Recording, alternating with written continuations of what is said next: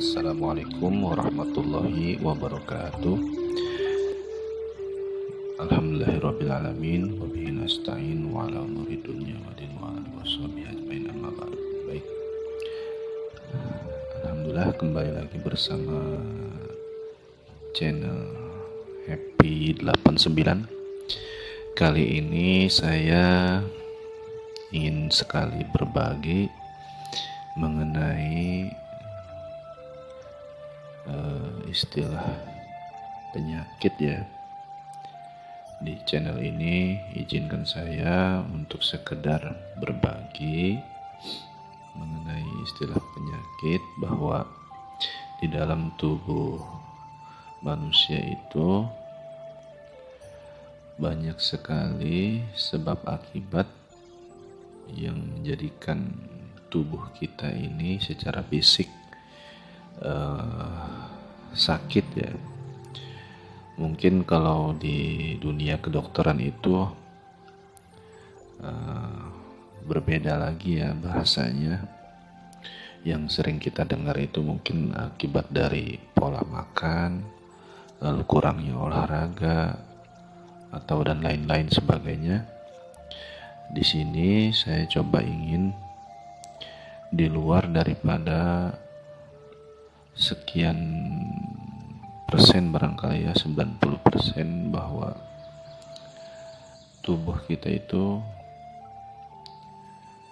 akan menimbulkan semacam penyakit. Penyebab utamanya itu semuanya itu berawal dari suatu pikiran manusia itu sendiri, bahwa sangat berpengaruh besar. Penyakit itu datang dan berasal dari pikiran manusia itu sendiri. Ya, mungkin itu tidak tersadarkan, tetapi itu juga nyata bahwa memang kalau seseorang yang dari segi pikirannya mulai terganggu, seakan-akan ada sesuatu yang sangat berat membuat dan sangat terlihat perubahan yang menonjol di aura fisiknya maupun di aura wajahnya ya, akibat ada suatu persoalan, entah itu apapun itu, yang jelas berkaitan dengan kehidupan sehari-hari, yang persoalan itu selalu membuatnya terbebani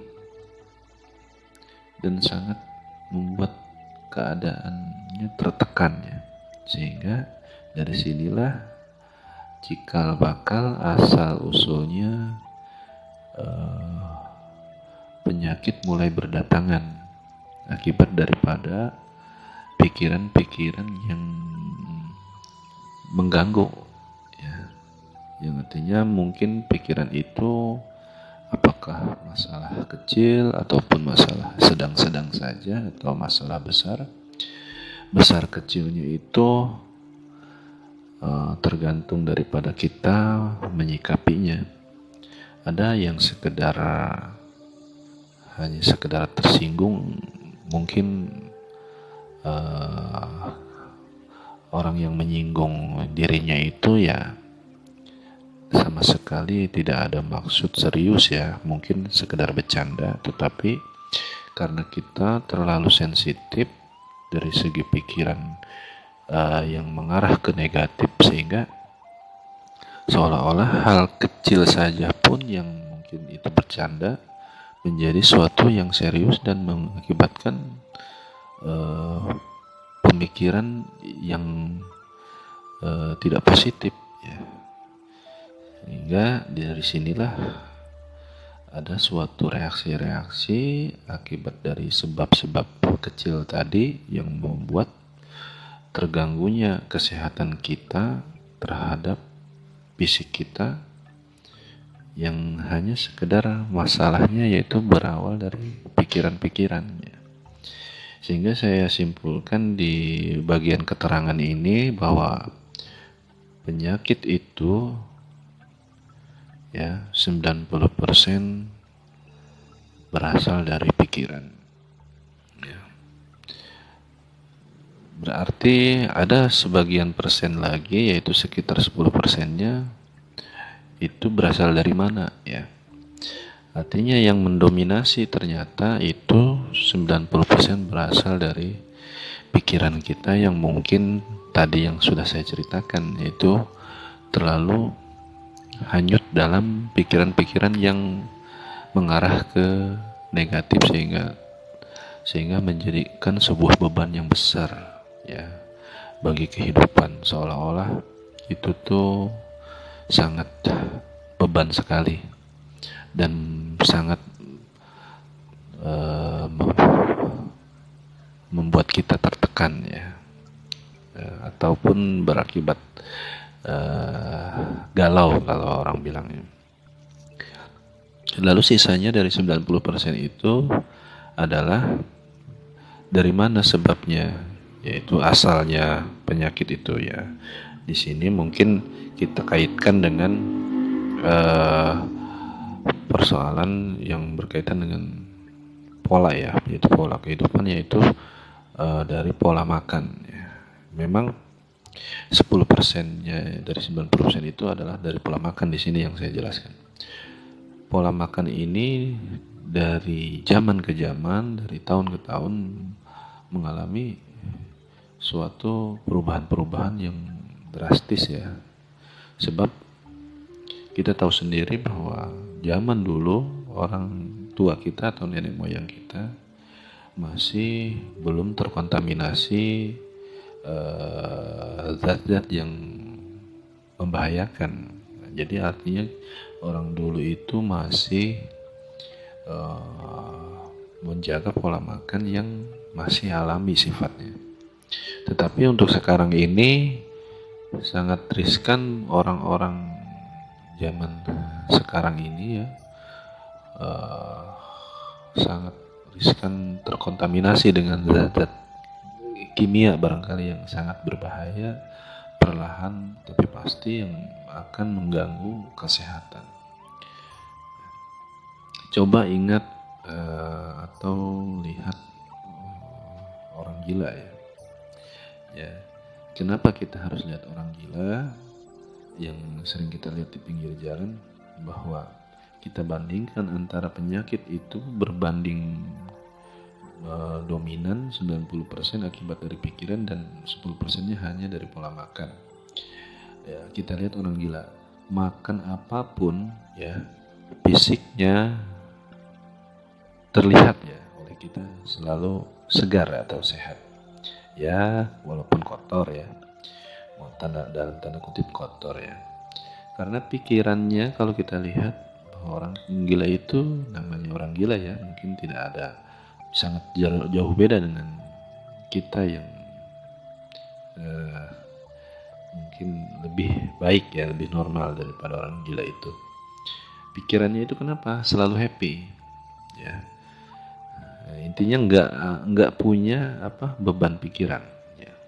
Tidak punya beban pikiran menurut kita, tapi memang walaupun itu menurut kita memang terlihat apa yang dipikirkan orang gila, kecuali mungkin tertawa sendiri dan tersenyum sendiri.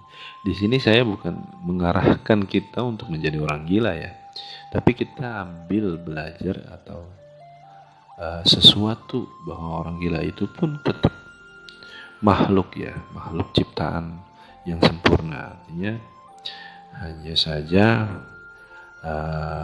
dia ditakdirkan tidak seperti kita ya, yang dimensinya berbeda ya.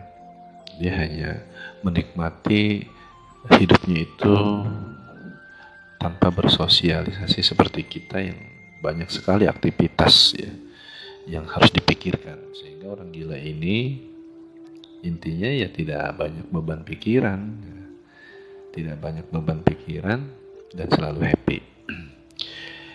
Jadi kolerasi daftar penyakit dengan pikiran negatif, ya ada kolerasinya bahwa ada daftar penyakit yang diakibatkan oleh pada umumnya yaitu akibat dari pikiran-pikiran yang negatif. Pikiran-pikiran yang negatif itu apa saja? Banyak ya. Ya mungkin saya jelaskan, mungkin yang pertama itu yang paling sering kita lihat itu pikiran itu bisa ditafsirkan kepada sifat marah ya, atau kebiasaan marah. Nah marah ini marak orang terpancing menjadikan dia marah, entah itu akibat tersinggung ataupun akibat suatu permasalahan yang besar maupun yang kecil. Orang itu sekarang mudah marah. Marah ini ternyata sangat memiliki efek ya dari kedatangan penyakit yang berasal dari pikiran marah ini atau dari perasaan marah ini. Selama 5 menit saja kita marah, maka ada akibat yang ditimbulkan, yaitu sistem imun tubuh kita mengalami depresi ya. Depresi ya kurang lebih cukup lama ya. Yang paling pertama itu berasa sekali sekitar 6 jam pertama kita mengalami depresi ya, akibat daripada kita terpancing marah ya. Terpancing marah itu baru marah loh, belum ke yang lain-lainnya ya. Setelah marah itu apa yang terjadi, bertambah lagi persoalan, bertambah lagi sifat-sifat yang membebani kita dari pikiran-pikiran negatif itu muncul lagi setelah marah itu apa saja ya.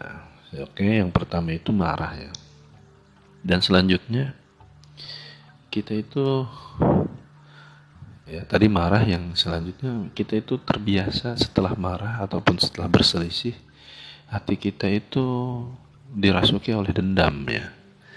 Dendam dan menyimpan sebuah kepahitan ya, seolah-olah ini tuh pahit dan ini tuh sangat mengesalkan dan membuat kita dendam terhadap ya mungkin musuh atau lawan kita. Maka akibat yang ditimbulkan oleh dendam dan merasa ada menyimpan sebuah trauma-trauma kepahitan itu menyebabkan imun tubuh kita itu menjadi mati ya, menjadi mati. Dari situlah ya, bermula ya, berdatangannya segala penyakit ya.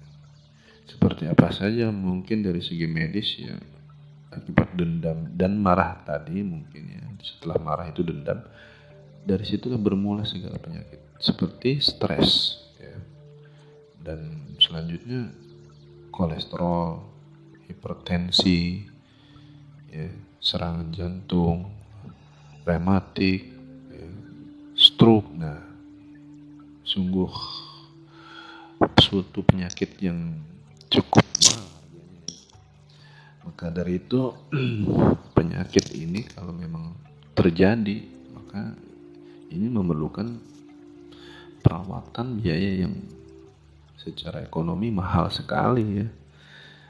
Daripada kita terkena penyakit ini ya apa salahnya dan apa boleh buat kita harus berpikir kembali untuk dendam atau memiliki sifat dendam dan marah ini ya.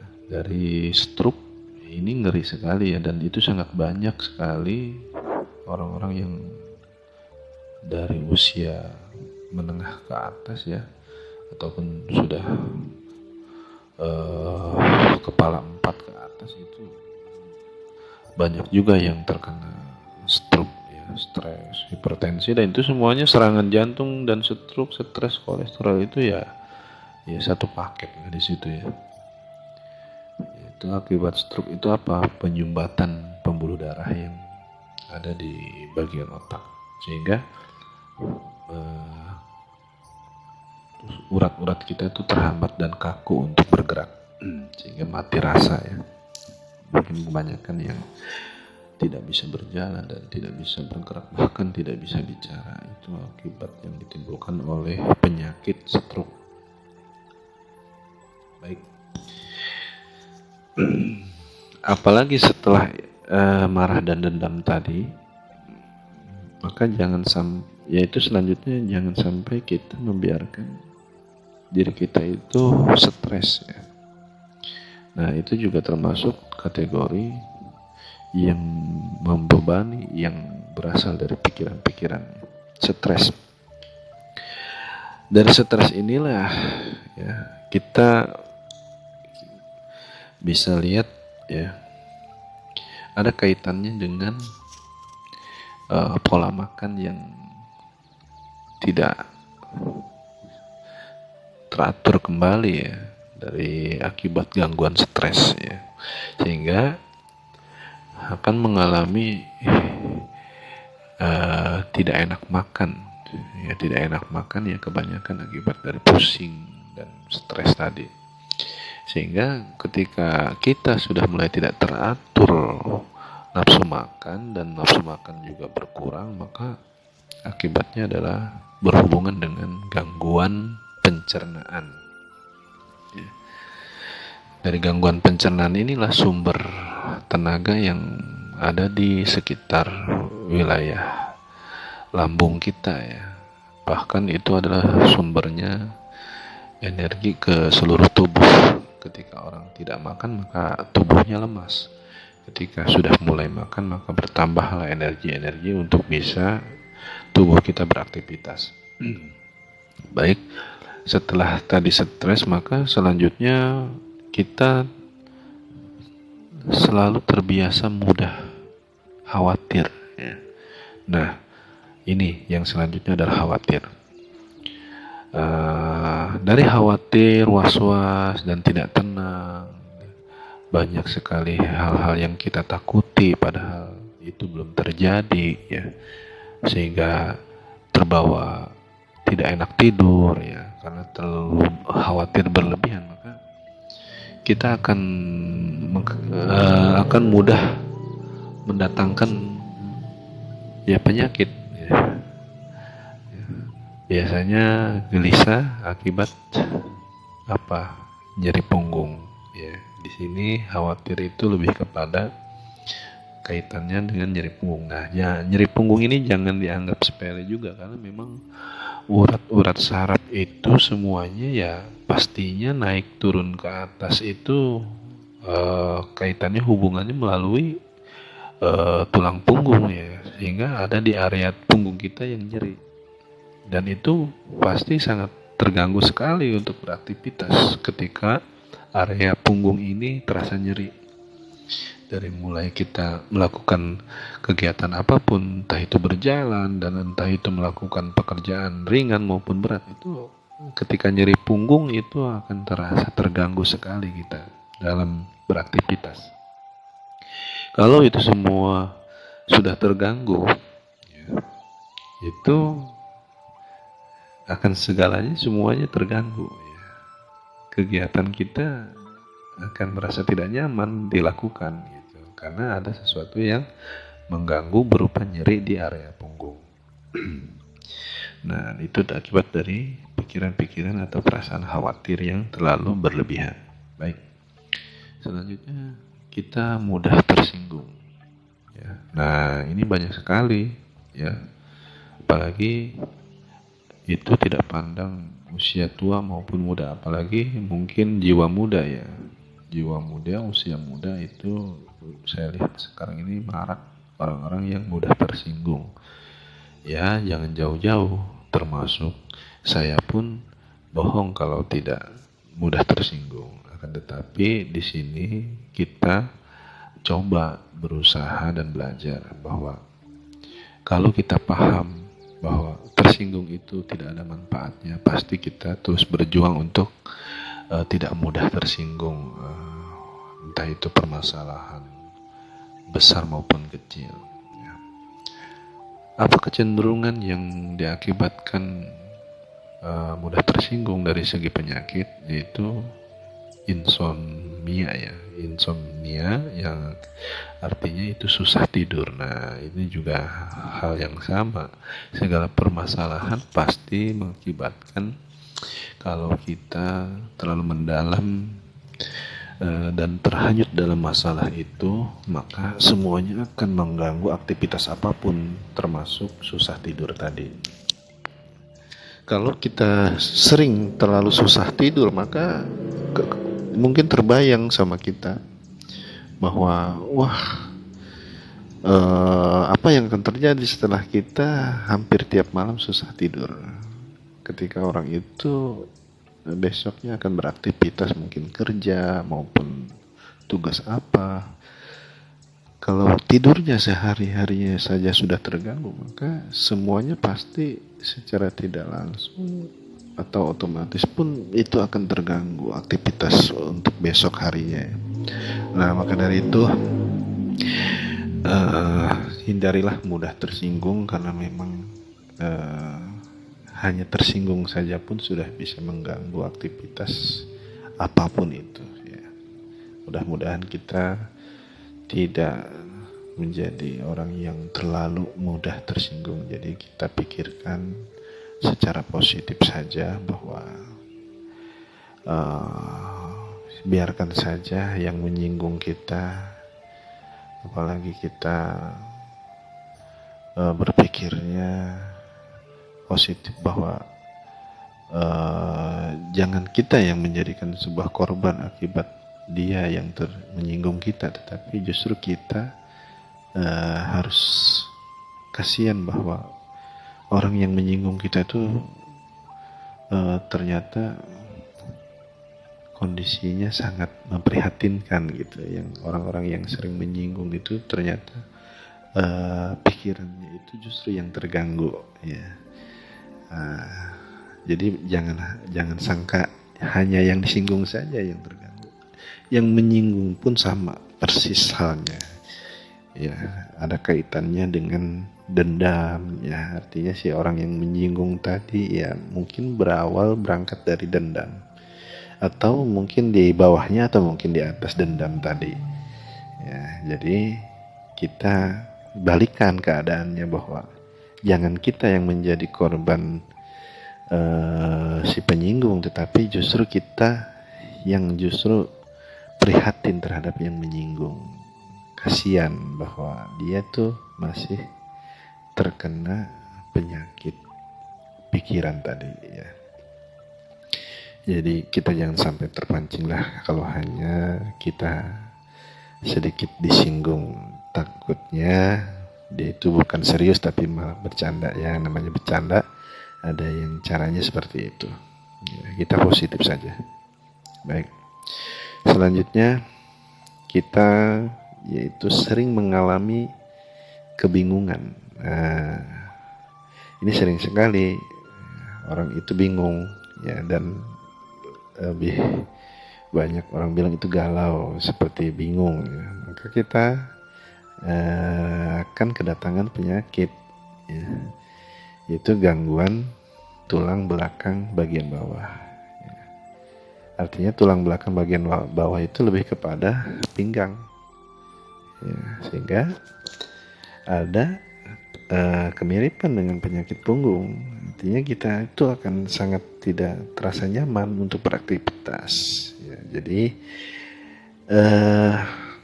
jangan membiasakan suatu hal itu terasa rumit sekali dan membuat kita kebingungan. Yakinlah bahwa itu semuanya ya hanya sekedar ketidaktahuan yang belum ditemukan jawabannya. Tapi setelah sudah tahu jawabannya, maka bagaimana kita cepat mengetahui sebuah jawabannya agar kita tidak bingung ya. Kita luangkan waktu kita untuk terus memahami apa yang belum paham, sehingga kalau sudah paham, insya Allah kita terhindar dari segala kebingungan ya. Jadi kita bisa sharing ya. Bahkan kita tanya teman, ya, saudara atau kerabat kita, dari segi apa, hal apa yang membuat kita bingung, bisa kita sharing dengan orang-orang tadi, ya. Selanjutnya,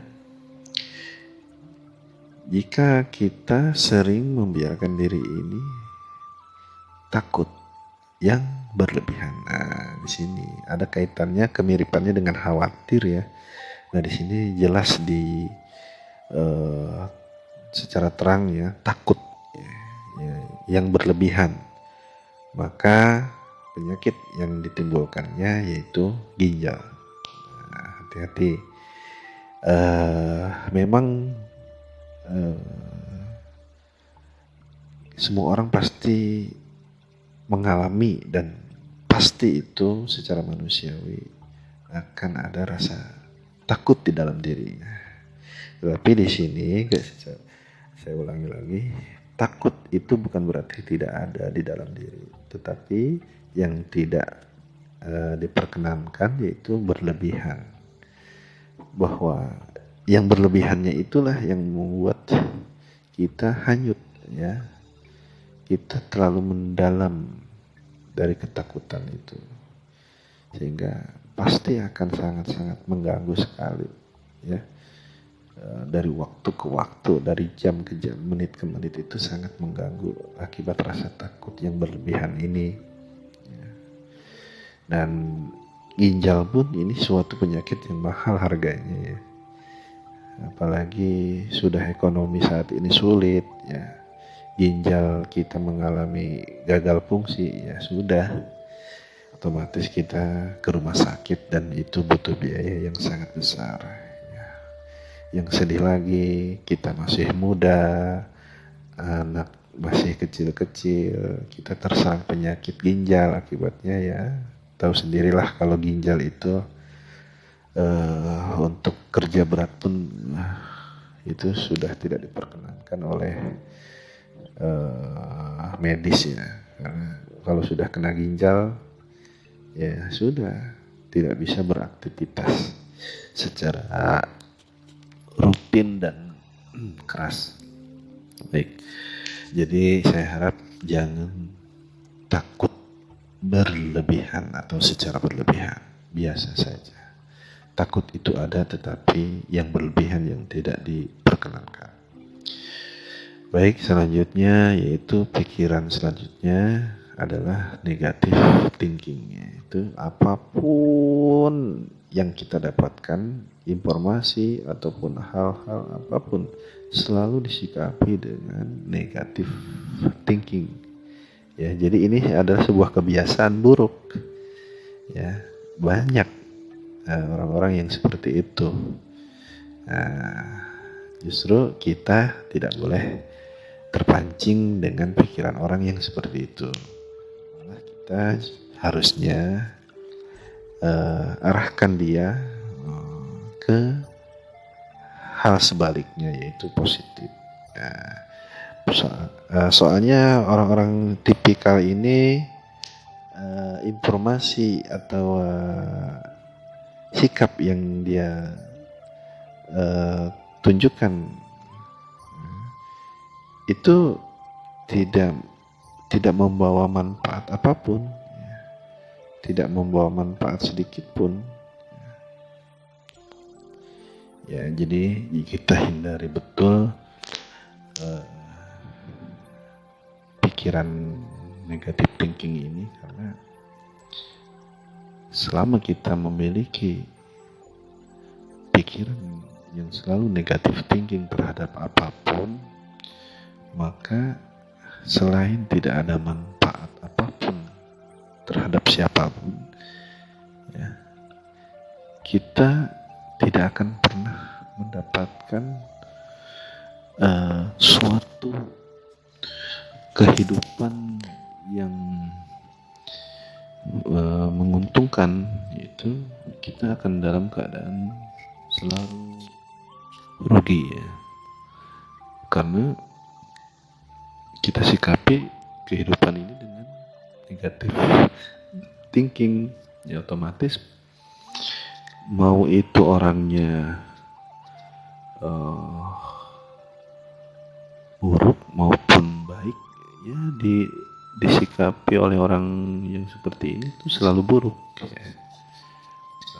Maka sampai kapan pikiran ini merasuk, maka sampai selama itulah tidak akan memiliki sebuah relasi ya. Tidak akan memiliki sebuah relasi yang bisa menguntungkan, karena buruk maupun tidak buruk, orang yang dia disikapi oleh kebiasaan negatif thinking ini selalu buruk di matanya ya. Kita hindari saja yang seperti ini, karena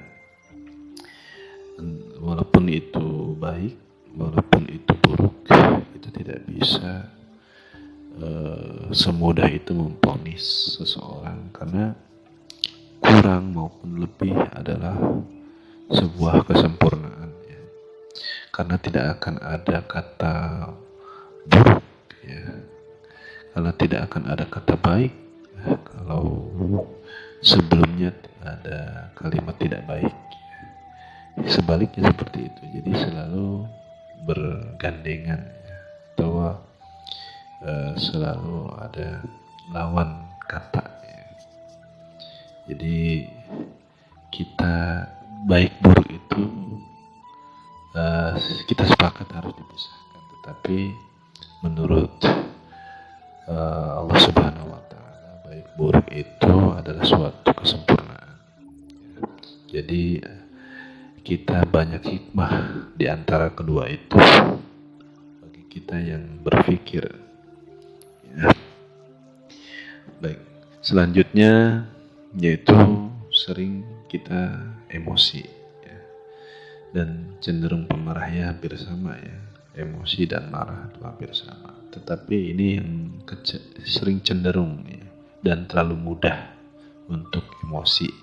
Jadi belum apa-apa itu kita sudah sikapi dengan emosi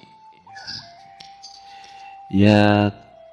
Kalau orangnya masih punya pikiran yang sehat atau akal sehat, emosi itu untuk nomor yang kesekian ataupun sangat jauh dan tidak didahulukan. Tetapi kalau orang yang sudah menjadi sebuah kebiasaan, itu akan mudah emosi itu diutamakan ya.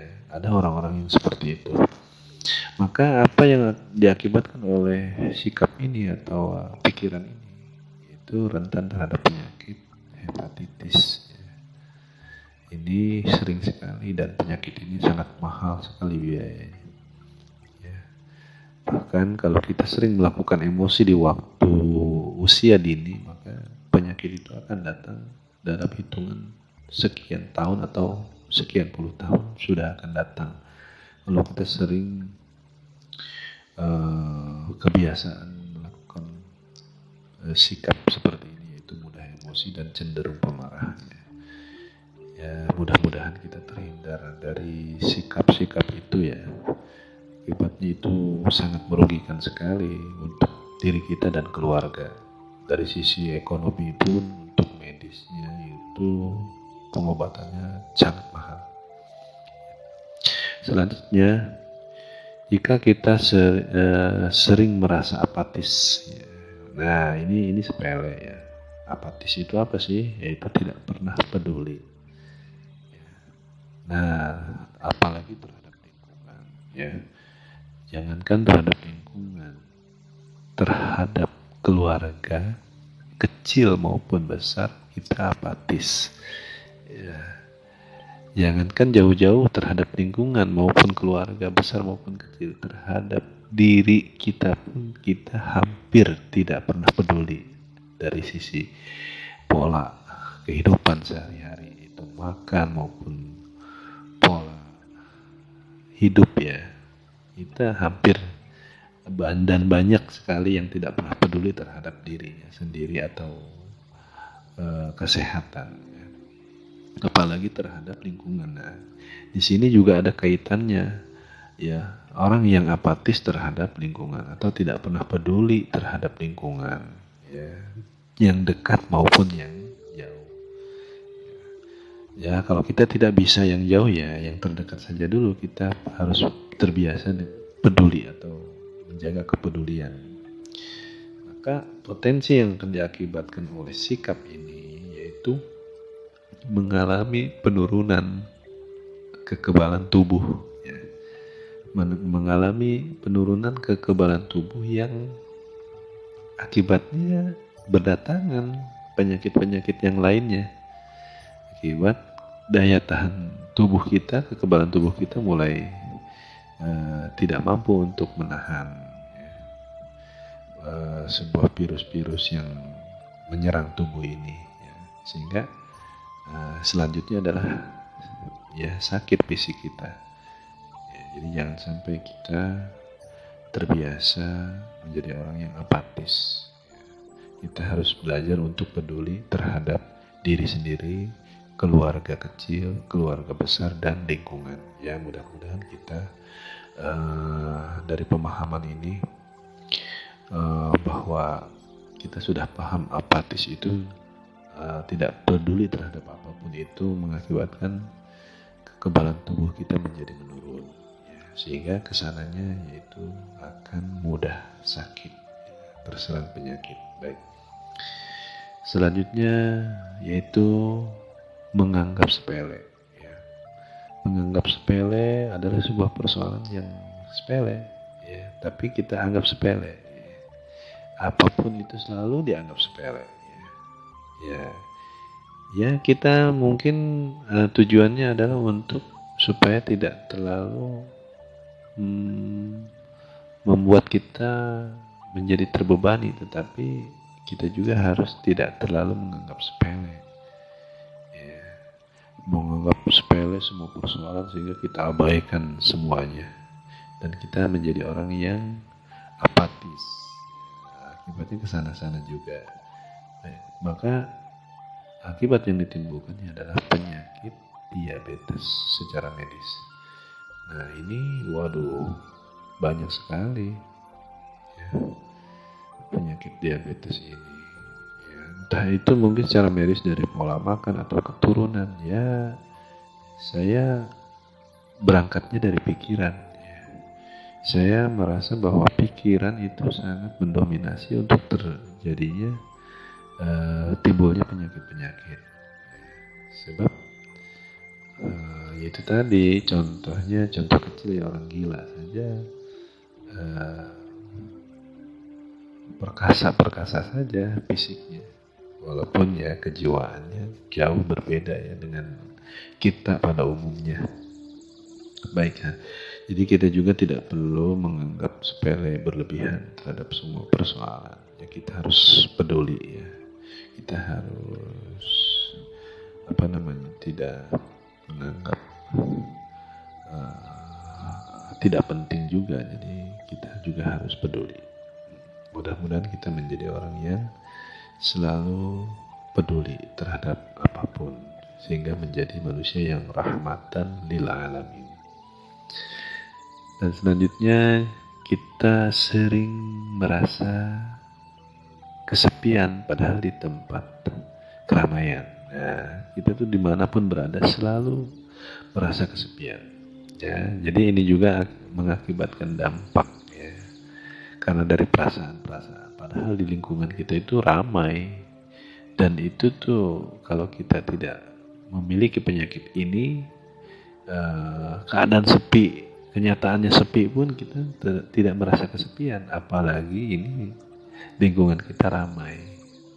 Masa kita merasa kesepian, berarti kita dalam kondisi yang tidak menguntungkan, yaitu kita merasa ini adalah sebuah beban. Jadi kita jangan sampai merasa kesepian. Maka apa yang akan diakibatkan oleh perasaan kesepian ini? Itu berkurangnya memori ya, dan kontrol fungsi tubuh. Ya, berkurangnya memori dan kontrol fungsi tubuh. Jadi banyak ngelamun ya. Jadi memori daya ingat kita itu bisa terganggu. Jadi mudah melamun, mudah jadi pelupa, dan banyak kalau bahasa orang bilang tuh lengotan ya. kunci, kadang-kadang sering kita lupa naruh, padahal kita baru saja kita taruh di suatu tempat yang sering, dan itu terlihat oleh kita sendiri padahal, sehingga kita tuh menjadi sebuah orang yang pelupa, lengutan, karena memori kita tuh berkurang untuk mengingat gitu. Dan selanjutnya kita terlalu sering bersedih ya. Nah, ini kalau untuk bersedih ini orang yang melo ya, orang yang lembut ya, jadi apa-apa mudah sedih. Tapi kalau sering itu ya tidak bagus ya. Atau merasa selalu rendah diri ya. Jadi kalau terlalu berlebihan orang itu sedih dan merasa terlalu rendah diri ya, maka akan timbul akibat, yaitu sebuah penyakit leukemia ya, atau kanker darah putih ya. Ini penyakit yang berangsur-angsur sangat merugikan tubuh ya, dan mengganggu aktivitas ya. Kita akan terganggu sekali dengan penyakit ini yang akibatnya berawal dari suatu yang sepele, yaitu terlalu mudah sedih ya. Mungkin penyakit-penyakit yang sudah kita sebutkan tadi, atau pikiran-pikiran yang telah mengganggu aktivitas kita tadi ya, kalau kita pahami ya, mudah-mudahan ini menjadi sebuah warning ya, catatan penting bahwa itu perlu, pemahaman ini tuh perlu. Jadi anggap saja ini rem ya, rem untuk bisa menjaga sifat kita sendiri, yang mana kita contoh yaitu sifat Rasul dalam kehidupan sehari-hari, mengutamakan atau mengedepankan akhlakul karimah dalam bersosial maupun di dalam lingkup keluarga gitu, ataupun sosial ya. Maka apa yang paling utama yang harus kita lakukan untuk bisa menghalau pikiran-pikiran yang telah kita bahas tadi ya? Yang pertama, kita harus membiasakan berpikir positif ya. Apapun yang terjadi kepada kita di hari ini ya, maupun yang telah terjadi kemarin ya, anggap saja itulah yang terbaik ya. Jadi kita ikhlaskan, karena memang itu yang sudah jadi keputusan kehidupan yang telah diatur oleh yang sudah mengatur kehidupan. Jadi anggap saja itulah sesuatu yang terbaik yang terjadi hari ini, hari kemarin maupun hari esok yang akan datang. Anggap saja itu adalah sesuatu yang diberikan yang terbaik untuk kita, sehingga kita akan menjadi orang yang pandai bersyukur. Kita terima, kita nikmati, dan kita syukuri apa yang sedang terjadi maupun yang sudah terjadi ya. Semua kejadian itu pasti selalu ada hikmah yang baik dan menjadi pembelajaran hidup. Jadi intinya berbanyaklah bersyukur. Menurut kita itu tidak baik, tetapi menurut yang Maha Pengatur itulah yang terbaik untuk kita. Jadi kita harus bersyukur dan selalu berbagi kebahagiaan dengan siapapun. Jadi berbagi itu ya tidak selalu dalam tanda kutip berbagi materi. Kita bisa berbagi di luar materi, itu kebahagiaan. Kebahagiaan kita bisa kita bagikan kepada orang lain. Nah, dan selanjutnya apa yang harus kita lakukan? Yaitu adalah hiduplah di saat ini ya. Jadi hidup yang sebenarnya ya saat ini ya. Yang kemarin sudah kita lewati, yang besok belum terjadi. Yang sedang terjadi ya saat ini ya. Jadi janganlah kamu ketakutan dengan masa depan. Jadi nggak perlu ditakuti masa depan karena belum terjadi ya. Jadi belum pasti. Yakinlah bahwa masa depanmu itu ditentukannya hari ini. Jadi kita fokus hari ini saja ya. Lakukanlah yang terbaik. Jadi jangan dilewati ya. Beramal baik itu jangan dilewati dan jangan bercita-cita dilakukannya besok ya. Hari ini yang sedang kita lakukan ya, maka lakukanlah yang terbaik. Jadi jangan disia-siakan waktu itu ya. Kalau kita punya cita-cita baik untuk hari esok ataupun masa depan ya, perencanaannya memang baik hari ini saat ini, tetapi tidak ada kesempatan waktu untuk melakukannya di hari besok karena kita sudah terlebih dahulu tiada, yaitu umur kita sudah tiada ya. Itulah rahasia karena kita tidak pernah tahu ya umur kita. Ketika kita punya rencana yang baik tetapi kita malah menghambatnya untuk melakukannya dan memilih hari esok melakukannya, maka kita mana tahu usia kita hanya sekedar wacana saja tetapi tidak terlaksana. Maka kita biasakan hiduplah di saat ini ya. Jadikanlah masa lalu itu sebagai cermin ya.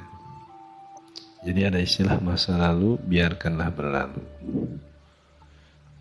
dan kita juga harus sesali ya apa yang kurang di masa lalu sehingga kita tidak akan melakukannya dan mengulanginya kembali, kekurangan yang terjadi di masa lalu. Jadi masa lalu itu jadikan cermin dan pembelajaran hidup kita untuk saat ini ya, bukan untuk hari esok dan masa depan.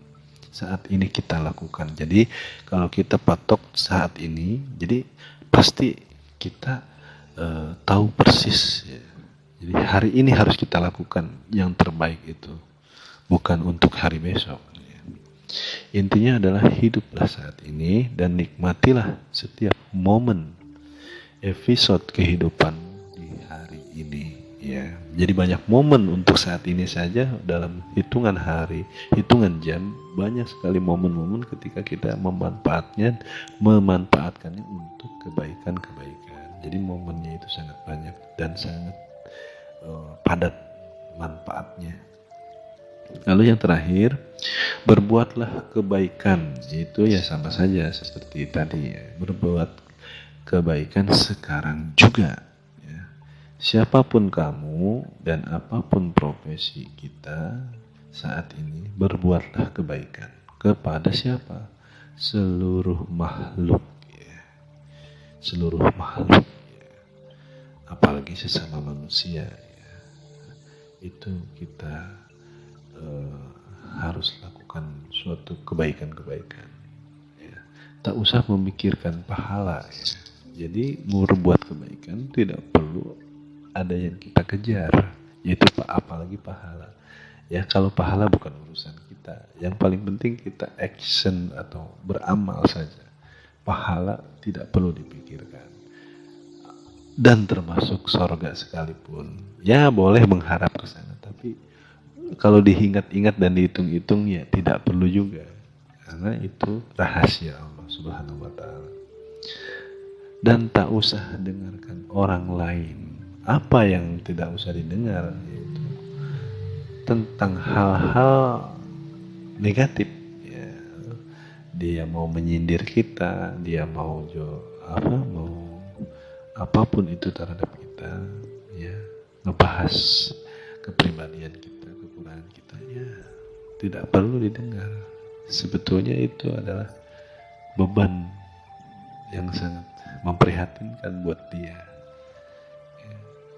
Jadi kita harus justru malah sebaliknya kasihan karena dia dalam kondisi yang tidak sehat dari segi akal pikiran ya.